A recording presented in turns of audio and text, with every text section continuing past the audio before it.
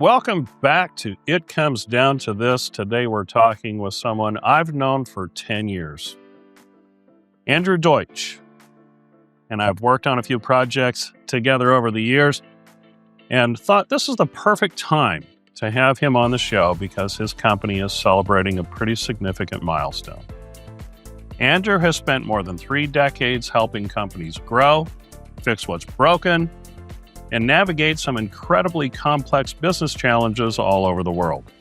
Whether it's helping a company scale, turning around a business that's in trouble, or helping leadership teams rethink how they create value, this team has been doing this at a very high level for a very long time. This year also marks the 14th anniversary of Fangled Group, which many people know has evolved from the Deutsch Group that Andrew originally founded back in the 90s. Their philosophy has always been pretty simple. Strategy comes before tactics, and it's amazing how many companies skip that step. Andrew, it's great to have you on the show. Welcome. Thanks so much, man. It's good to see you again.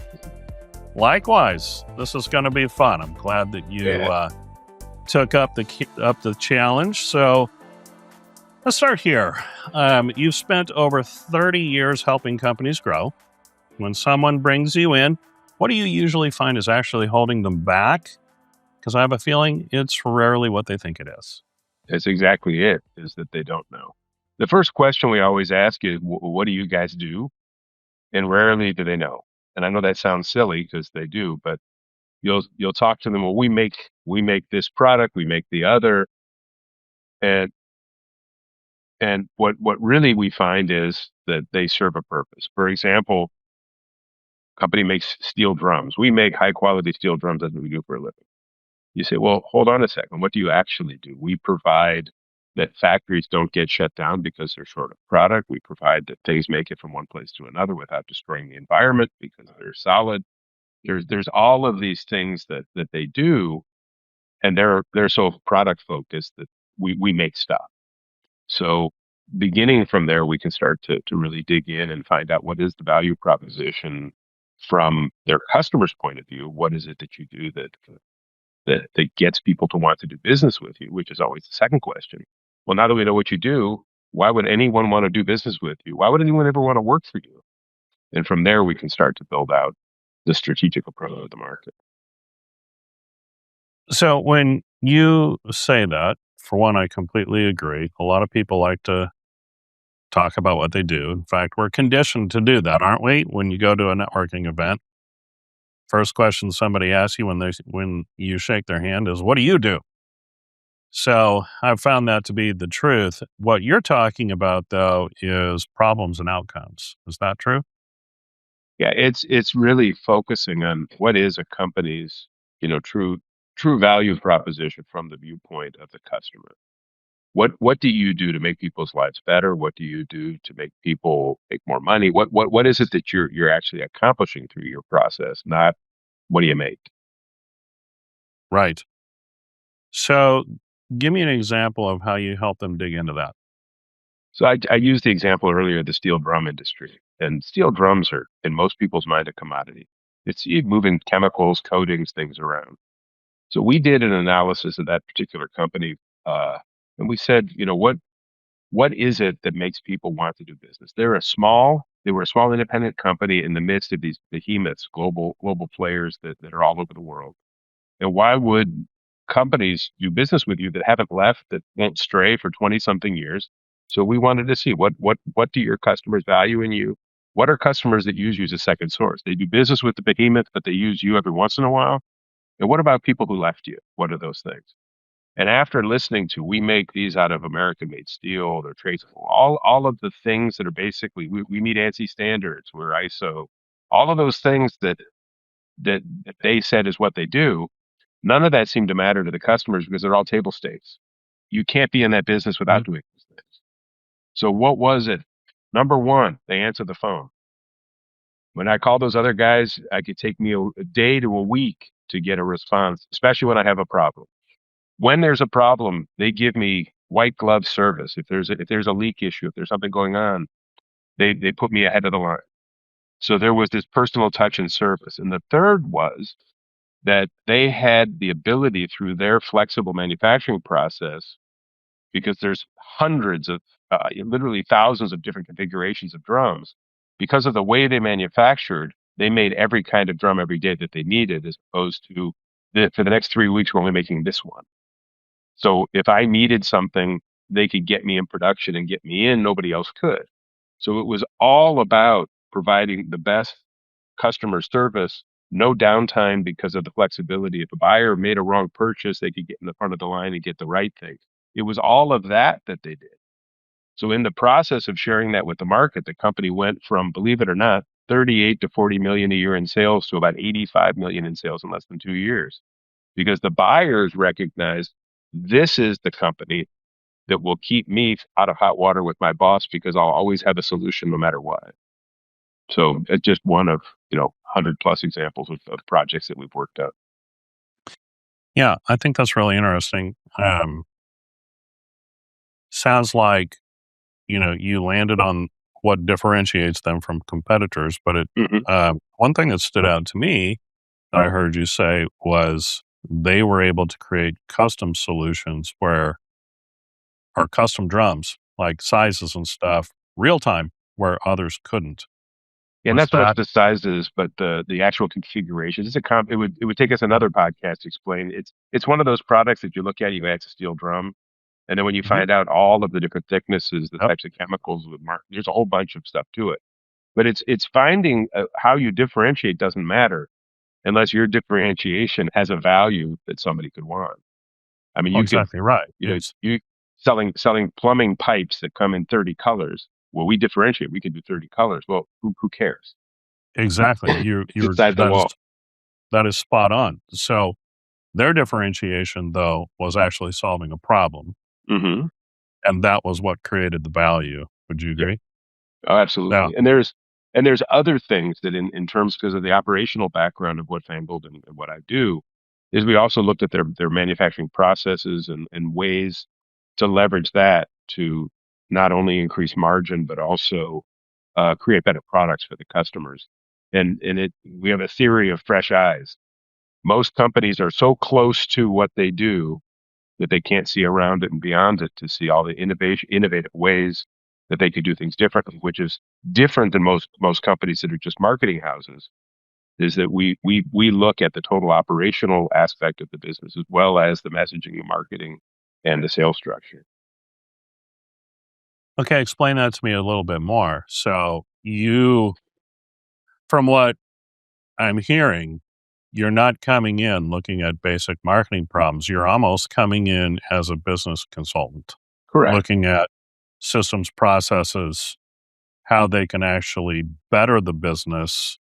And then that is also taken into account for your marketing strategy. Yeah. It's really looking at all of the aspects of a P&L, although we don't go into companies to deal with their financial issues. We have Mhm. partners that we bring in, CFO level people who do that. But I'll give you an example. Let's go back to the steel drum. So one of the issues, and I'll try to keep it simple. There's different thicknesses of metal and different constructions that are made depending on what goes in the drum. So in the industry, they're in the business of selling steel, and steel. The thicker the steel, the more expensive the drum, the more money you make per drum. But also, because other companies didn't have the same type of technology for making it, if they had a leak issue, they would just go thicker. But to meet the road standard, in other words, the markings that go on the drum for transportation means, um, you didn't have to be that thick. So we did a study to show that the way that they made their drums, they could actually thin the metal on the drums and continue to meet standards and not jeopardize the quality and the necessity of the customer. So you could imagine if they were going to save $1 a drum in steel by going thinner, they could offer a better value price wise to a customer. And you say to the customer, hey, I have a way of doing this and we'll do all of the testing and prove it to you. We can save you 25 cents a drum and you buy 1,000 drums a year. It's a lot of money. Or I Yeah. buy 100,000 drums a year. I'm going to save you a quarter. What the customer doesn't know is in the process of doing all of that, you're actually saving $1, which means you're making 75 cents more a drum.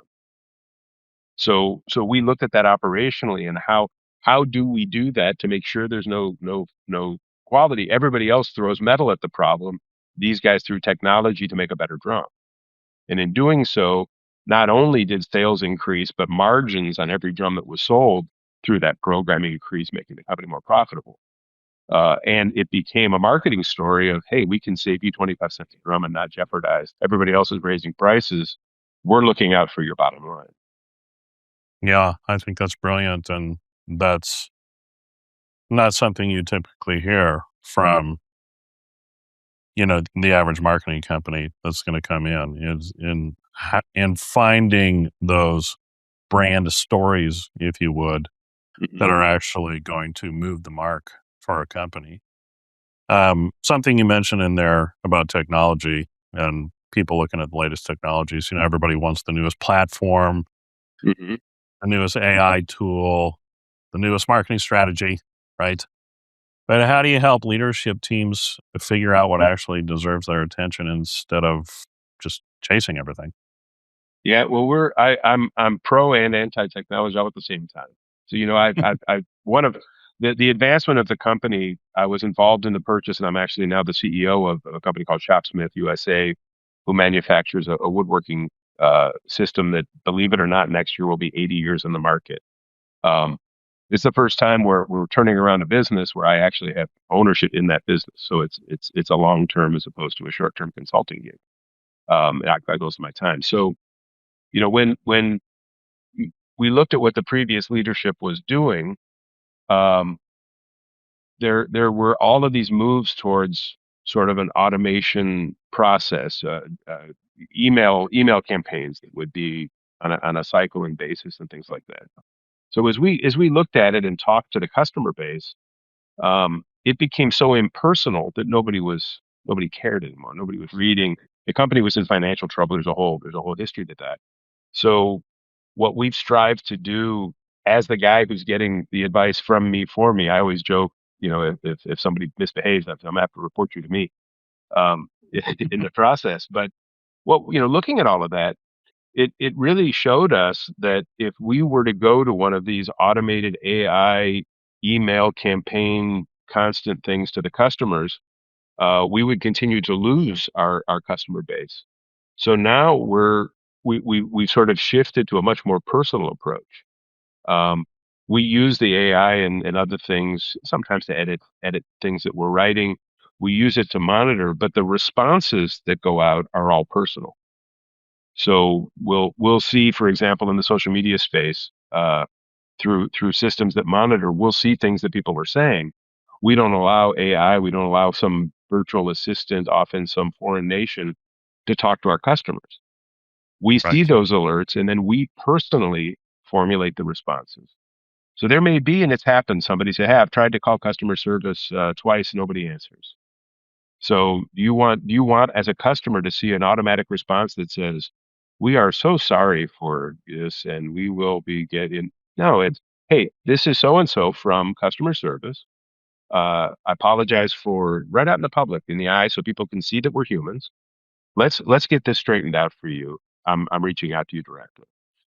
And by using the AI more as a detective than as a replacing a human, uh, you should see the number of emails a day that come in for people going, wow, finally a company that still has customer service. I can still reach a Oh, yes. person. The personal touch matters. Um, and the reality is in our company, the current customer base has a very large section of it that's folks older than me. So, Yep. you know, we still have to take call orders over the phone and take credit cards because we can't send somebody a cart. The other day, I think the guy was 96 years old and needed a part for his machine. He he doesn't use the internet. So Right. you know so in terms of the leadership of a company, when we do the research, when we would go into a company and look at their top, middle, and people who hate them, we were able to formulate where they needed to focus and how to focus, and then compare that to the comparative market studies that we would do for people that were perceived as competition.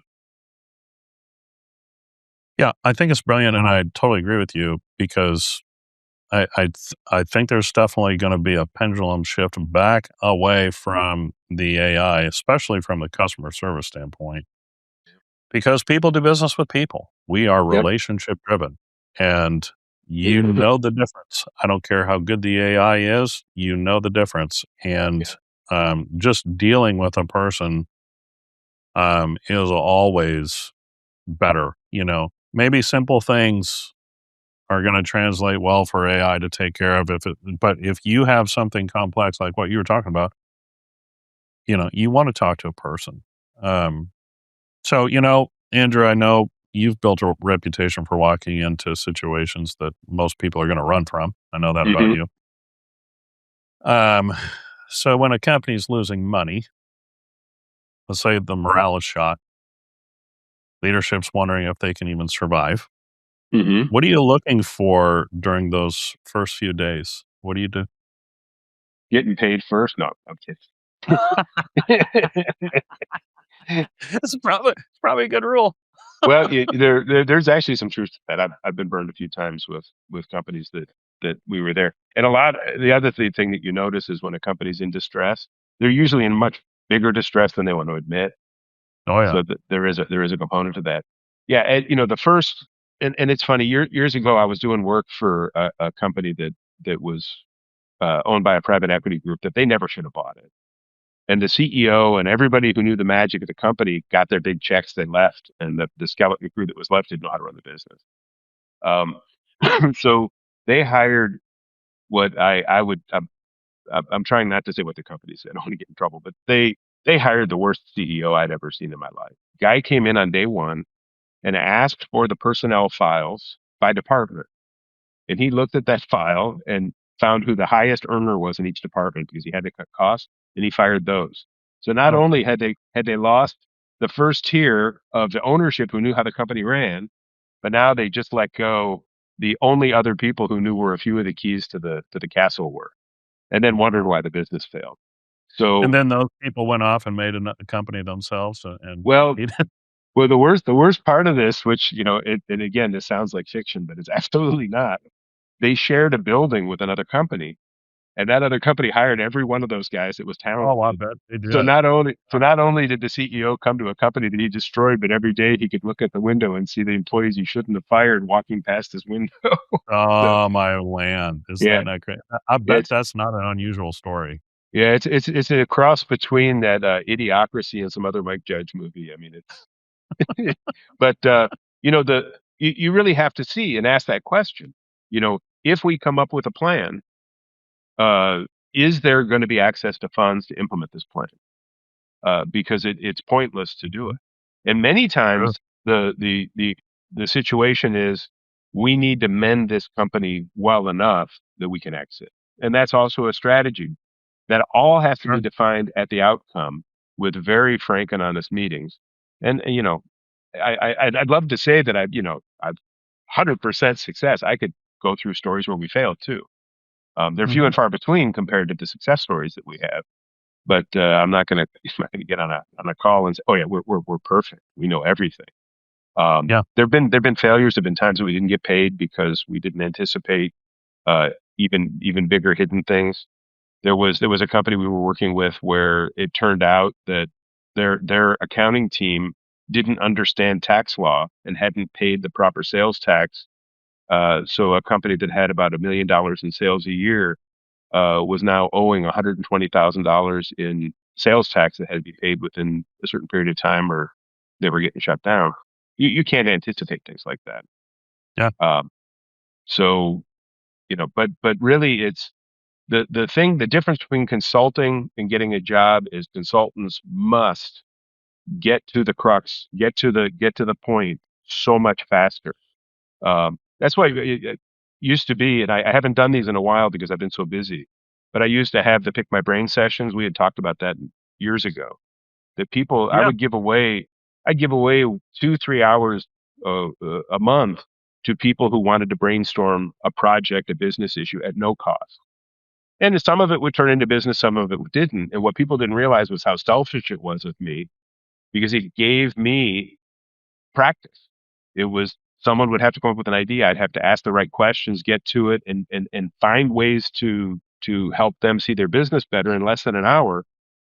And from my perspective, it was cold call practice.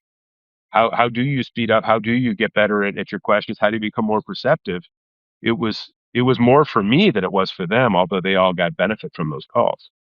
Right.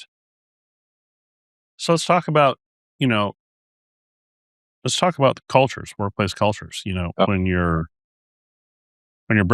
coming into place and you need to focus on, fixing yeah, business problems, yeah, often marketing issues, but, just the, story that you had about the CEO, all he did was come in, take a hatchet probably to the best people. And now you're left with, yep, maybe not the best people, but how do you manage through those situations? yeah. So I can use the current company that the Shopsmith is a good example. So there, when we took over the company, the youngest person in the production facility, 64 years old. Our oldest just had his 88th birthday, believe it or Wow. not. Yeah, Wow. That's awesome. yeah. And there was a whole team of other folks that, in my opinion, were probably the reason that they went out of business. There were people in the office who didn't understand the equipment, didn't know how to sell, didn't know how to talk to folks. There were people who I learned through the acquisition process when we bought the business from the bank, that really were not conducive to people getting along. Is that a nice way of saying that? Yeah. So Yeah. so Like, and we that's had the very privilege. politically correct, actually. Yeah, yeah. I didn't want to call them. I didn't want to call them those words I'm not going to use now either. But anyhow, there were reasons to not bring people back, and the beauty of it was it was an asset purchase. So we weren't required nor obligated to bring anybody back. We wouldn't have, but we could have come in, started from zero, hired all new people, and said, forget it. But what we did is we interviewed and we brought people in and we set a framework for the culture, the no drama, total transparency. Uh, we're not going to do the authoritarian approach to the business. Everybody's opinion matters. And as we've been recruiting, and now we're back up to, I think it's 23, with two people starting on Monday. Um, and every one of those people we interviewed culture first. You ask questions in the interview, like, why'd you leave the job that you're in? And you get a response like, well, the manager was a son of a, well, Yeah. maybe, maybe it wasn't the manager. There's ways of looking, and you look at people's careers and you look at opportunities. My new supervisor who supervises the plant is a gentleman who uh, didn't interview great, but extremely talented and is striving to learn. And you could see from his background why he never was put past lead, because nobody gave him the opportunity. Uh, because of all of the cultural things that made me believe that this guy was going to do good for us. He's just, I mean, so dedicated, digging in, learning everything there is to learn. We've already seen major productive increases to the main part of our machine is called the headstock. It's the motor unit that powers it. With his leadership, we're producing, I think it's 25 or 30% more per day with the same labor force size that they used to do. Wow. So Wow. yeah, and you treat people well, and they treat you well. Everyone is So that valued. must Everybody has the potential. We only hire people that we think will have a next level in the company. Um, Eventually there'll be people who come in that the only thing they want in their life is to turn that same screw every day, and those people exist. We're not hiring them now. We're hiring people who can lead those people. So Now, were you able to do that before you bought the business, or was that a process after you bought the it business? was a process after. When we bought the business, Wow. we interviewed existing, the ones that we who we thought were a fit. And I had an advantage in that this was a client. Shopsmith actually had Okay. hired Fagel Group and didn't have the Okay. funds to implement what we were going to do, and had bigger financial issues than were revealed at the beginning.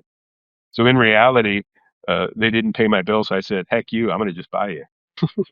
Uh, That's fascinating. yeah. So I had some insight prior from that work, and we were able to hire the best of the ones who were there and avoid ones that may not have been a good fit. Really Um, interesting. yeah. Is there a point, um, Andrew, that a company's really too far gone, Yes. or do most businesses find that they're a lot closer than they really think they are? Well, both. There are companies that should have asked for help uh, long before they did, and there's really nothing left but the assets to sell. Mhm. They've dug the hole too deep. They in many like the if you were to talk to the owner of Shopsmith who turned over the business to the bank and then we purchased it, he would clearly say that the way he structured the actual purchase put him behind the eight ball before he even started. Um, so in terms of the structure of the business not being able to bring in capital and other things for other investors, there was a lot of things that were there. Um, Yeah. but yeah, I've seen businesses where we walked in and it's like you're if you were it was a small bakery once that came to us just for help. And if they had completely gone to full capacity with everything they had without expanding, with everything they had and started producing and producing what they were making, they wouldn't get out of debt for 12 years. So, Wow. you know, it would be better to completely bankrupt, lose everything and start a new business then the value of the business itself was maybe a third of what they owed. This was like 20 years ago. That was probably the worst case scenario. And then there's other companies that if you just go in and you look at, for example, marketing budgets that have no ROI, you'll find a Yeah. company they're sponsoring every event in town because they believe they have to be part of the Yep. community, which of course is an admirable thing to do. But if you're $1 million company and you've got $350,000 in ad budget and in your market Right. space, typically it's a 10%. Um, Yep. so there's sometimes you can come in and actually do legitimate cutting and get more agile. Social media and a lot of the viral kind of campaigns uh, that are out there are so much less expensive, more impactful Mhm. than some of these paid ad things. I mean, I had people wanting to know, aren't you going to run radio ads? And my response is, Why? if if there was a demographic of people who listen to the radio, if you're in a town where the morning news is still what people listen to on their way to work, and you're selling locally something that people in that demographic maybe, but Yeah. to spend, if you're in the industrial space and your market is global and you're advertising on radio and local television, I mean, it's just it's a mismatch. So there are ways of honing to get you know y- companies failing by losing $100,000 a year, and if you can see in the budget you could take out 150 and not affect the business, then it's a different story. I know I'm being very simplistic in my example, but everyone is unique. Most businesses that fail though, like the old expression, a fish rots from the head down, is usually because the person at the top is destined for failure in their mindset, in their thought process, and their lack of understanding of their own business. Mhm. For sure. Yeah. You know, it kind of brings us back. I've heard you say, over the years that companies almost never see themselves the way their customers do. Hmm. Yeah. And that's a lot of times that's an issue of rotting from the head down. But why is that such a common blind spot and Uh, your whole I'll be process crass. at first? I'll be crass. Most people can't smell their own stink. I mean, It's really, true. it's you have your own belief structure as to what your company is, what that company does, why people do business with you, and what the market is. And the first thing that's painfully learned in a business is you are not your market. Um, Yeah. you know, Yeah. Oh, yes, absolutely. yeah. I mean, if I were to open up a record store, of course, I'm saying records, they're back in business. People are buying records again. But I'm only going to sell the stuff that I know is cool. How Mhm. long am I going Mhm. to be in business? I don't like certain kinds of music, so I'm not going to put it in my store, but everybody else likes it. I'm on a diet, so I don't eat French fries. I'm going to open up a burger joint, no fries. Yeah. I Right. mean, I'm being, again, being hyperbolic here, but that's kind of what you see in these situations.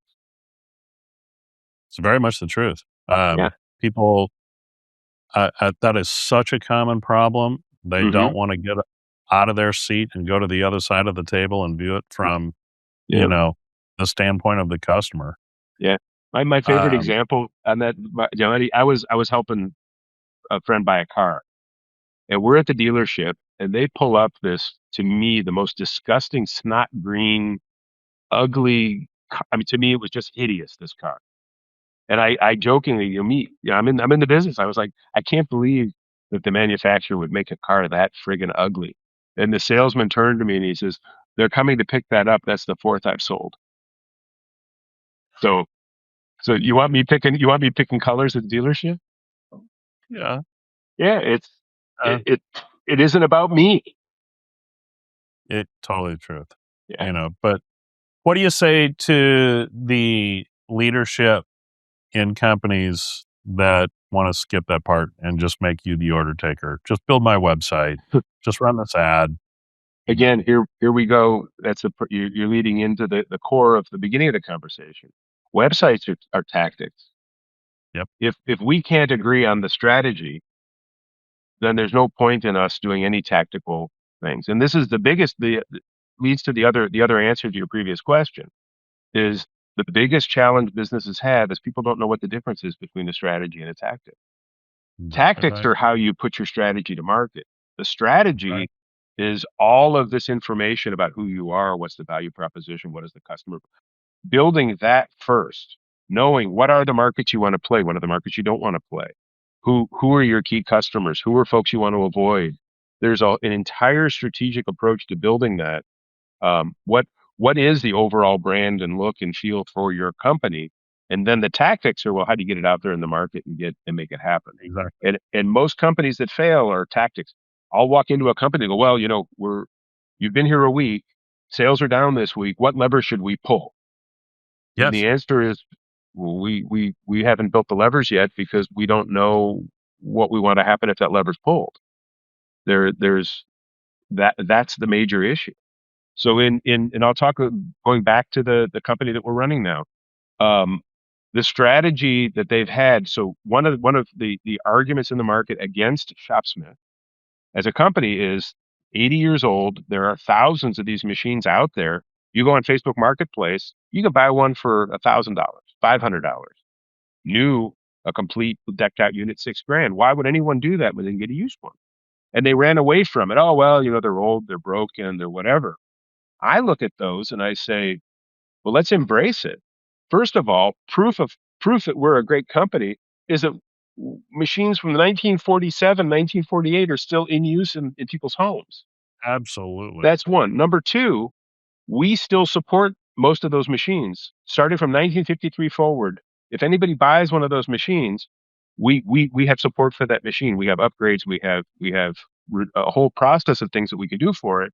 So not only do we want people to buy it, we want them to raise their hand and say, "Hey, I just got one of these." Why? Because Yep. we have the upgrades, we have the improvements, we have all of the other access. So the tactics before were, well, just ignore those guys because we're going to sell new. We're going to sell new. Well, strategically, those machines are our proof of concept, and we have 800,000 of them that have been sold over the years. Literally, that many machines. So, Wow. so what did we do? We built a tactical setup based on that strategy. If you buy one of those machines and you bring it home and it doesn't work, you can send that headstock in with a program that we have. We got it, all the wear parts, make it new, give you a 1 year warranty on a machine from 1953. Good night. Yeah, and we're not doing it at a loss. We make money, but we now know that customer and we can help and support them through their woodworking journey. The tables have changed. We have upgraded tables. You want a new fence? We have upgraded fences. Now, because of that and a brand that's prestigious, what else have we done? Well, we're starting to bring out all sorts of new products. strategically before, everything they made only worked on Shopsmith. So if you bought like a miter gauge, which is something you use to push things across the table saw, it would only work. You would have to change the bar to use our products and other people's machines. And there's, we're a pipsqueak compared to the total woodworking market. Well, now every innovation that we bring to market is designed to work in our ecosystem and function throughout all woodworking. So now we have access with this brilliant brand to all of these other things. So we fully support and do everything that we can to keep our existing customers happy in their upgrades and their ability to do woodworking. And we're now addressing a much larger market with incredibly innovative products that woodworkers are going to love. That sounds like you are growing quite the company. I mean, we live in a day and age where products are disposable. In fact, Yep. You can't buy one of these stupid things without changing it every couple of years because they slow down and they become basically obsolete. I mean, can you imagine Yeah. having something that just worked for 10 years even, and you've got products from the 1940s that people are still using that you Yeah. will service? That is unheard of. I'll tell you something So crazy. We have some of those machines from the 1940s that were adapted to use in our production facility that we still use for drilling holes and doing things in our production. They still work. amazing, Yeah. But amazing. you talk about the so we got this weird controversy going on. And it's funny too, because I've owned the business with my partner since, basically first of the year. And the customer base, there was an electronic power supply thing that was made. I want to say it was 18, 20 years ago. I don't have the exact date in my head. That that when it was made, it was the first of its kind, and it's no longer serviceable. So we have machines but we do have a retrofit system to replace it. And we get blamed as the new owners for the decision that was made, 20 years ago by the folks who own our brand. Our customers think that they own the brand, and many of them, probably have rights to say that they had a piece in it. But basically, we have a solution for it, which is a retrofit to a newer system. But any other technology that's out there, if you bought a table saw from, one of the big box retail type stores from 20 years ago and you need parts for it, good luck.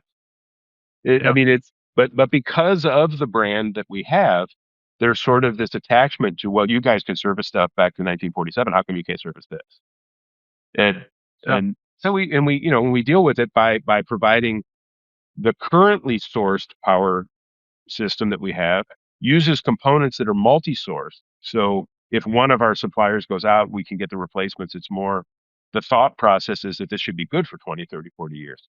But in the era of the cell phone being useless after your last monthly installment payment, all of a sudden the phone slows down, which is always a mystery how that happens. Um, I know, isn't it? This is yeah, great. yeah, but nonetheless, it's one of the challenges that we have, but it also forces us to continually innovate and make sure that we can still retrofit and support our business. So you mentioned something that I want to key in on as I move into not something else I want to talk about. You you said that, sometimes customers feel like they own the company more than you do. Hmm. You're you're on month 7 Yeah, of not owning even, this company. not even. You came in to the company looking at doing a turnaround with your marketing company. Hmm. You purchased this company. Now you're in the throes of fixing it, and it sounds like you're doing an unbelievable job. Company's been around forever, a long time, and you've got products that have been out there forever, Hmm. still around. Let's so you've got something that's got a long history, and you've got raving fans. You're probably going to have some people that, for whatever reason, like what you were mentioning with the electrical system or component, they're going Hmm. to blame you, even though you had nothing to do with those Sure, sure. decisions. Now we're in an age of social media. Hmm. So it's one of the greatest opportunities companies have ever had, right? Hmm. And then also, but it's also one of the risks because you're gonna have the good with the bad. Okay. Hmm. So, how do you help leadership teams think about building community, but also protecting their reputation? What's if you go back to the beginning of the whole conversation, the core of Fangle Group, it's been my mantra for forever, is how do you turn every touch into a voracious advocate for your brand? Where we're lucky with Shopsmith, and I shout out positive to my community. Shopsmith has a community of rabid users. I joke there's that Taylor Swift who's got the Swifties. We're Shopsmith, we have the Smithies. Um, these people are devoted, and they love our tool. They've built beautiful things for their families. There's heirlooms in their homes made on a Shopsmith tool. There's people who had small businesses, carpenters who built houses. I just was on the phone with a guy in Louisiana. He's 94 years old and kept me on the phone for 15 minutes telling me every stick that he'd after work every day when he had a trailer on his property and built his house one stick at a time with his Wow. Shopsmith as his main tool. So Wow. you've got that going. So when you get a troll, and you're always going to somebody who has an ulterior motive, somebody who doesn't like what you're doing, somebody who Yeah. uh, Yeah. the community comes out. And in our case, we have schools sub communities. So we have the people who only want the old conventional with no electronics to speak of. It's an electric motor, it's pulleys, it's that system. And then we have the folks that really have adopted and love our new systems that almost teach you how to woodwork. They have touch screens. You tell the machine what kind of wood, what operation, and how you're doing it, and it presets the speed and teaches you how you're. I mean, so we have this spectrum. I saw a fellow made a comment. I hate those new machines. I think the automotive industry should have stopped making cars in 1977 because people could work on those. Against, so you've got these different schools. My favorite story, I don't want to get political, but there was a big meeting. I'm imagining this is what happened at Anheuser-Busch. A bunch of people around the table, and one of them said to the other one, we need to expand our market.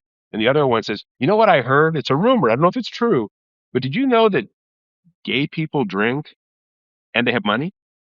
And they said, oh, well, hold on. That's a revolutionary idea. And they created a small side campaign to increase the sale of Bud Light to that community. And the next thing you knew, there were guys on TV shooting Bud Light with machine guns and complaining, we own this brand. We don't want those people. And it created all of that controversy, and it was in the news.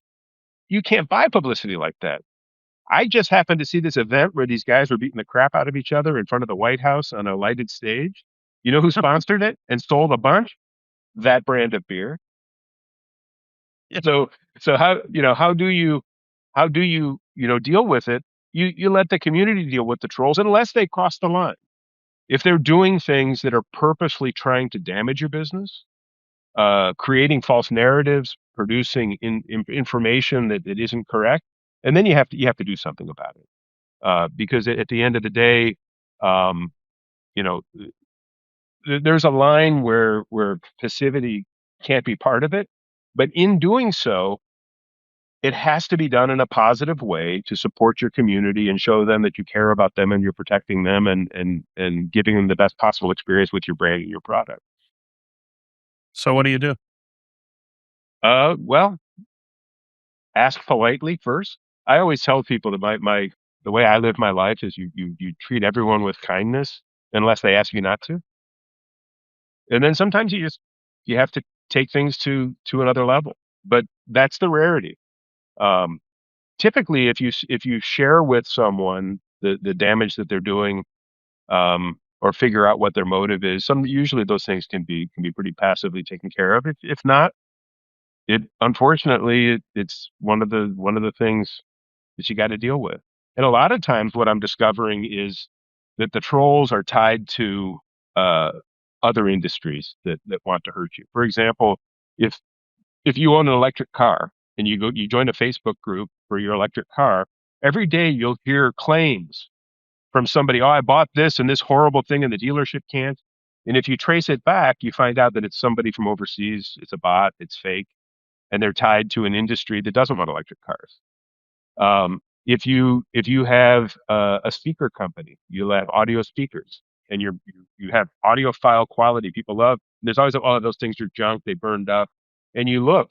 So there's a predatory world out there of disingenuous folks that you can't really trace that cause those problems. There's not much you can do about that except hope that the fact that you are not what they're claiming, that the community itself will come to your defense. The worst thing you can do is engage these people that are at that extreme in the public forum. The last thing you want to do is be party to a he said she said, Right. smackdown out in that forum. So I mean, there's a whole strategy of how to deal with that we teach our clients. Um, but it's an important thing. Social media can be fantastic. It could also be, now with all the deep fakes and all that kind of stuff, I've seen fake ads for products that basically demean the product and make it look bad that aren't from the factory. Yeah. It's there's a whole malevolent sector of the world that you got to deal with, and it's just kind of a day to day, and you hope that you can stay in front of it. We've talked a lot about, leadership and Mm-hmm. how it's a shame when companies get so focused internally that they lose sight of their Mm-hmm. customer. They can't get Yeah. out of their own seat. A lot of ways, I think that's true with some customers. Mm-hmm. They, uh, they, in a sense, feel, and you mentioned it just a little while ago. Most businesses want customers to feel like they own the brand, right? As Mm-hmm. marketers, that's our goal. You associate yourself with us, you own us, Right. type of a deal. We're in this together. Let's go. But then you get, the other side of it where when something happens that you don't like as a customer or whatever, that they take Mm-hmm. it to those extremes and try and destroy the company when there's absolutely no reason to. Yep. They can't get outside of themselves. They can't get onto the other side of the table and just go, okay, let me see if there's a solution that I can have. Maybe I can just go talk to the company and figure out if there's a way for me to accomplish what I'm looking for and my purpose. Maybe they're actually good people who have my best interest in mind as well. Yep. Instead, they take to the internet, they take to social media, and they just try and run you into the ground. What purpose does that serve? Is that good for, is that good for you? Do you want to see the product that you have associated with and want to Yeah. own go away? It's just that always has fascinated me. Yeah. And There, I there's think a what you certain said, yeah. just There's real a quick. certain part. I'm sorry to talk over you, but there's a certain part of people's personalities that they feel empowered No, by true.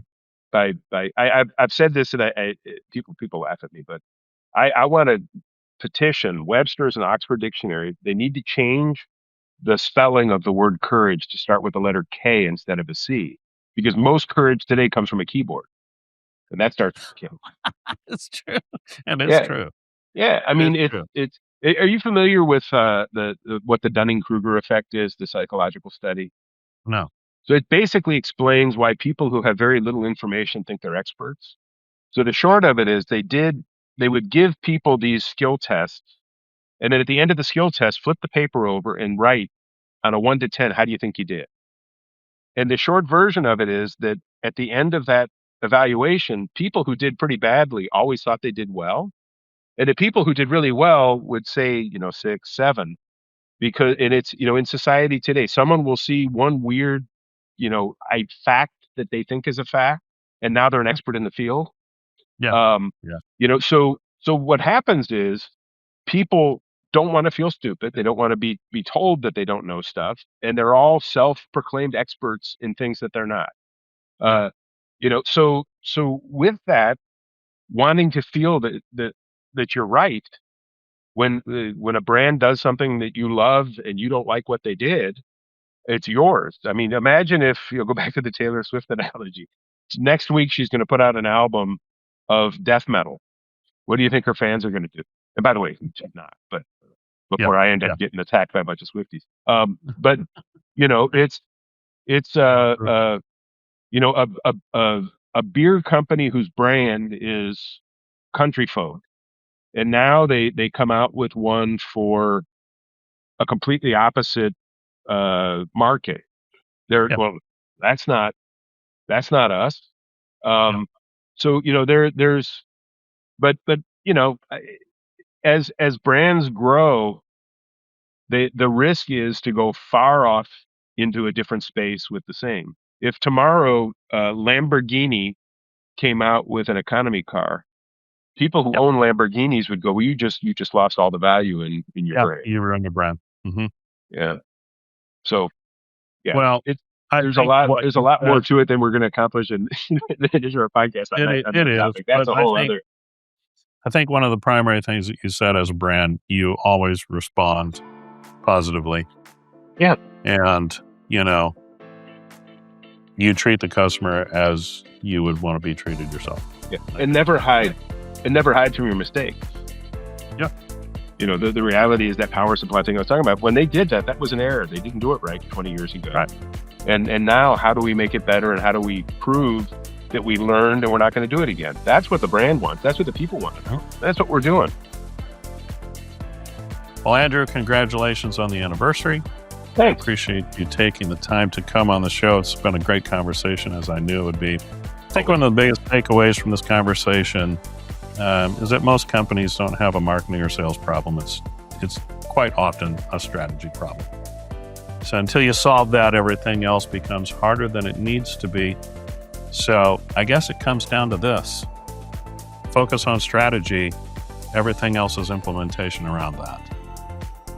Andrew, thanks for joining me. It's great to have you on the show. Hey, thanks so much, man. It's always great to see you. Absolutely. Until next time, this has been It Comes Down to This.